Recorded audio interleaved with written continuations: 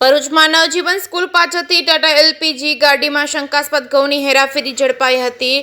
18,190 kilo ઘઉં અને truck સાથે 2 શખ્સોની ધરપકડ કરાઈ હતી। કુલ 15.45 લાખનો મુદ્દામાલ જપ્ત કરાયો હતો। ભરૂચ એસઓજી પોલીસે શંકાસ્પદ સંજોગોમાં ઘઉંની હેરાફેરી કરતા 2 શખ્સોની ધરપકડ કરી છે। પોલીસ ઇન્સ્પેક્ટર એ ચૌધરીના માર્ગદર્શન હેઠળ એસઓજી ટીમને બાતમી મળી હતી કે નવજીવન સ્કૂલ પાછળથી એક ટાટા એલપીજી ગાડીમાં અનાજનો જથ્થો એબીસી ચોકડી તરફ લઈ જવામાં આવી રહ્યો છે। બાતમીના આધારે પોલીસે ગાડી નંબર GJ 17XX2641ની તપાસ કરી। તપાસ દરમિયાન ગાડીમાંથી 18,190 કિલોગ્રામ ઘઉંનો જથ્થો મળી આવ્યો હતો। ચાલક પાસે આ જથ્થાના કોઈ બિલ કે આધાર પુરાવા ન હતા। આરોપીઓ કોઈ સંતોષકારક જવાબ આપી શક્યા ન હતા। પોલીસે 2 આરોપીની ધરપકડ કરી છે। પહેલો આરોપી શાહિદભાઈ ઇદ્રશભાઈ હયાત, ઉંમર વર્ષ 38, ગોધરાના ચુચલા પ્લોટનો રહેવાસી।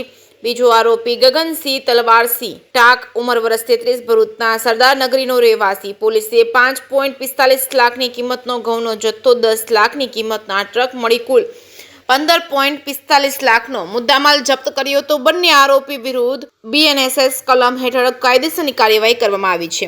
જે કે સિંહ ગુજરાતી સાથે કેતન મહેતા, ભરૂચ।